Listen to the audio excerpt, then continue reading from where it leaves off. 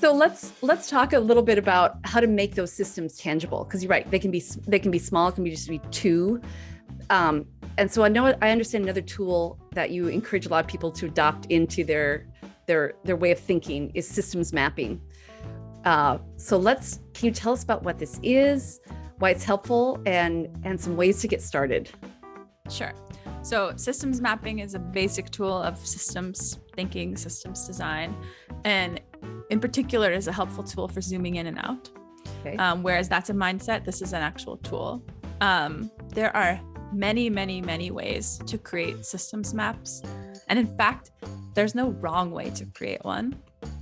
Systems maps help you zoom out and visualize the bigger picture, and then identify where you want to zoom in, like where you have a question, where you want to learn more, where you want to try an experiment. So a simple example of that might be to create a systems map, blank piece of paper, write down everyone involved. So if you go back to that onboarding experience, you've got a new hire, HR, their manager, their new team, and any employee resource groups, recruiting, the technology team, et cetera, et cetera.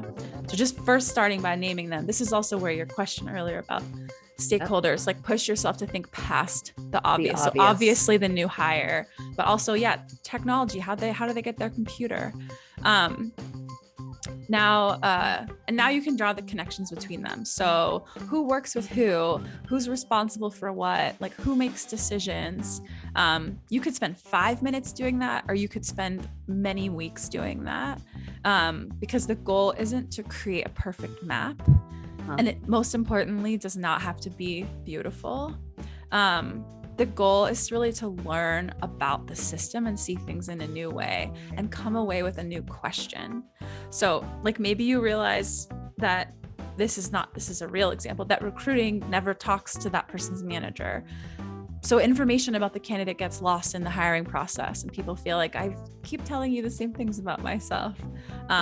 Or you really start to wonder, what is the experience like of the new hire? So you decide to do a few interviews. So it's really about walking away with a new question, or a new idea. And the most important thing to keep in mind is that it doesn't have to be right to be useful. Yeah. The value is in I appreciate that, because one of the comments was, they can seem so chaotic, and that is true. That would feel if you're trying to get it right. But what I hear you saying, it's really to learn, to be able to ask a question. What else? Why else do you use systems maps? So there are some situations in which you might spend a lot of time trying to create like a really robust systems map. If you're trying to get a lot of people on the same page or to see the system in a similar way, like, hey, we all need to have a shared understanding of like how our onboarding process works or what market we're operating within. So you might actually like really be trying to like be really comprehensive, but that's one version of a systems map, and they can be really complex. Yeah. And I ultimately though, like if someone was like, here's my systems map, like, great. What did you learn from making it? What question did you have? Yeah. What new idea did you have? And those are the ones you can also like make one quickly, make one, ask someone else to make one, compare them. You can ask someone to build on yours, and it'll give you new perspectives, new questions, new ways of seeing the system. And again, you can do that in like 20 minutes. And I can almost guarantee you'll learn something that you didn't quite see. And that's the point. The point isn't like the ultimate map. It's what you learned along the way. And you can make many of them to do that.